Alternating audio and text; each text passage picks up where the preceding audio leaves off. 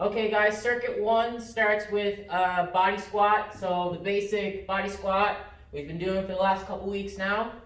Next is the squat hold to reverse lunge.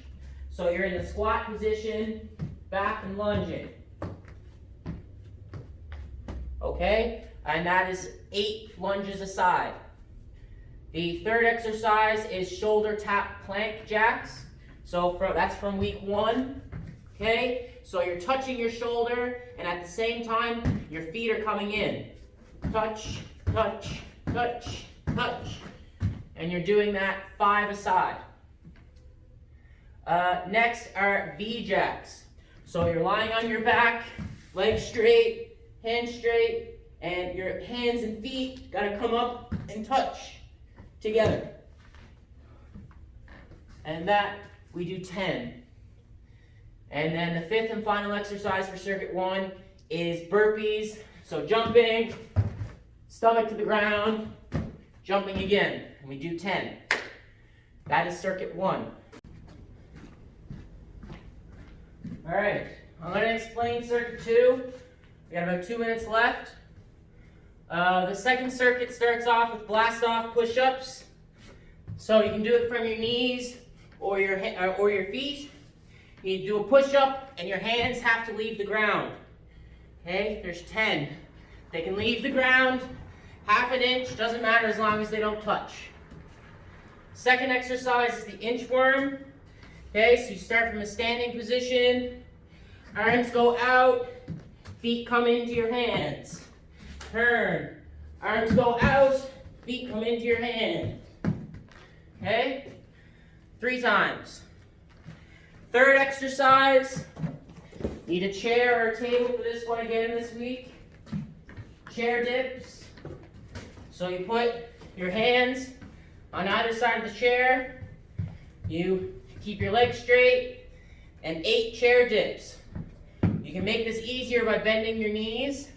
If your legs are bent, it gets easier. The straighter your legs are, the harder it is. 4th and final exercise for circuit 2 is the hide-in. Okay, exercise from last week, week 3. You start in that skating position, one leg back, same hand forward. You're jumping for height. Land on the other leg and stabilize, so freeze. So you jump and stabilize and hold it there for half a second, then you jump again. It's not meant to be fast, it's not like this, you're not skating, okay? It's up high and stabilize on that knee, okay? And then that's it for circuit 2. 3 has 4 exercises. First one, you guys will remember actually first 2. First one's a plyo tuck. So you're standing from a stationary position, jump up, tuck your knees as high as you can, touch the floor, jump up again. We do this for 6, so it looks like this. Tuck, tuck, tuck. Okay? The second exercise is the plyo stride with split jumps. So it's kind of like the Mario run. You're going to jump, one knee is going forward, the other leg is going back, and you're jumping and tucking one knee. It looks like this. Here, switch, here, switch. Okay, and you do 4 side. Next is the ball drop push-up. So the ball drop push-up is best used when you have an actual ball. If you don't have a ball, I'll show you what you can do. You just need an object that you can elevate one arm. You do 5 push-ups on one side, 5 push-ups on the other. If you have a ball, like a medicine ball, it's better to do a push-up, come up, switch hands, push up, come up, switch hands, and switch every time.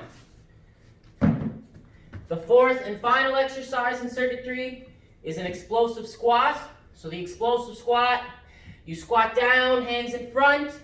You're going to jump, explode up, hands go back. And you do it for 10, like this. Okay? And that's all of circuit 3. Okay, so these are the stretches that I want you to add on to your static stretching for your recovery workouts. There's a total of 9 stretches here for you guys to try. I'm gonna have my sheet here so I can remember them. So the first one is for your head, okay? You're gonna reach over to one side of your head, pull it over, okay? Nice stretch on this side of the neck. If you need a little bit more, put the other hand behind your back. You'll feel more of a stretch. Put it behind your back like this. Okay? 10 or 15 seconds, then we'll do the other side. Nice stretch, you can hold it for longer. I wouldn't go any more than 30 seconds. Really stretching this neck area. Okay, now the other next stretch, you put your hands straight up and you're gonna lean to one side, arching, stretching out the side of your body right here. A nice deep stretch, you should really feel this one. These are muscle groups that people don't usually stretch. Other side. Alex Ryan, Noah Ryan, I don't see you stretching. You got called out on YouTube.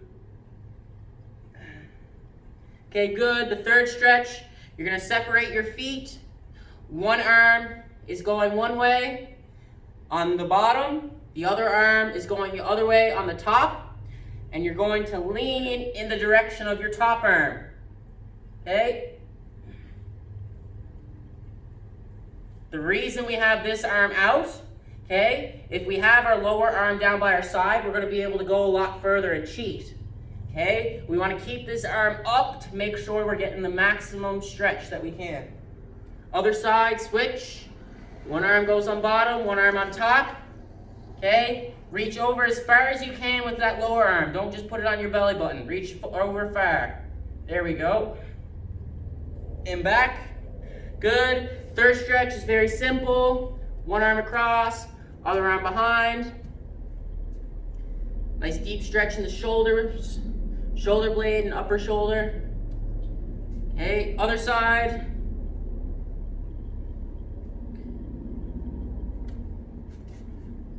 Stretch number 6. You're going to go into a lunge position, putting that knee on the floor, arms straight up. And you're going to push your hips forward with your arms up. Okay? You're going to feel it a lot in the rear leg on the thigh and underneath on the front leg. Now you're going to lean left, just like the second stretch, only in a lunge. Then you're going to lean right. Again, 10 to 15 second hold. Now you're going to switch legs, other leg. And you come straight up. Feel it right on top of the thigh in your rear leg, underneath on the front. Now you're going to lean to one side. Really feel it on this side of your body. Lean to the other side.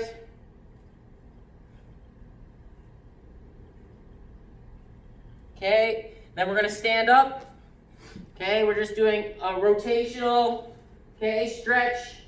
Going around, you're allowed to turn one toe out, starting off. Now we're going to go to the other side. Nice turn. You may not feel this one right away. You will feel it, however, if your back is super tight. Okay? If you need to make it a little harder, keep your feet planted. Don't lift your foot. You should feel a little bit more of a stretch. Do the other side as well. Okay, number 8, stretch number 8. You guys should all know this. Just pull it to your butt, your foot to your butt. Okay.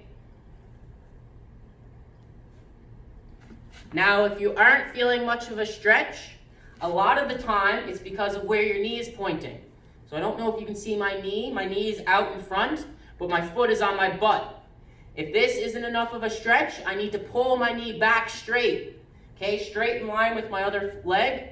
And now you'll see it's going straight down. You'll feel more of a stretch. Other leg. Okay. Keep that knee nice and straight, in line with the standing leg.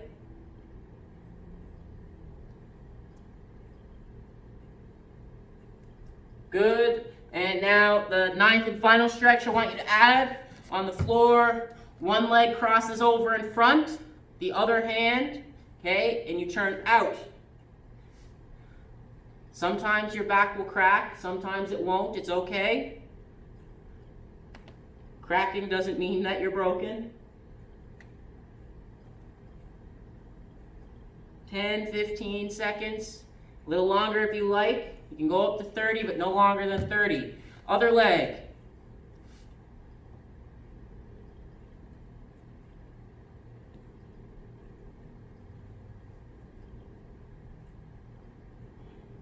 Okay, you can stand up. So those are 9 static stretches that I want you to add to your recovery days.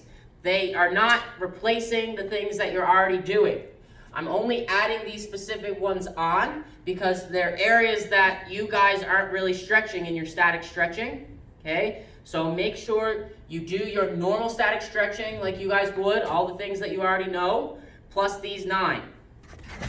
It's getting me? All right. So before I let you guys go, a couple other things.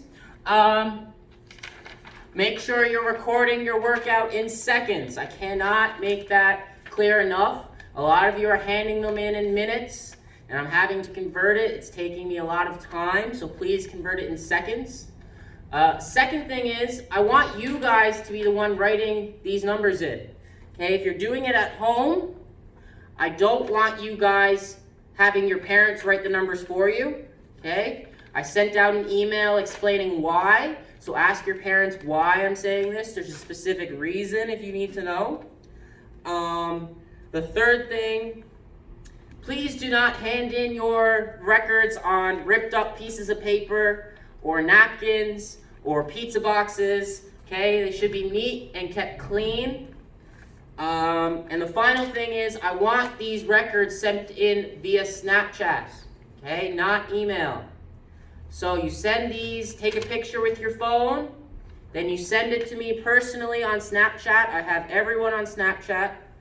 The reason being, again, is in the email, so talk with your parents about why I want to send in Snapchat, and the answer's there.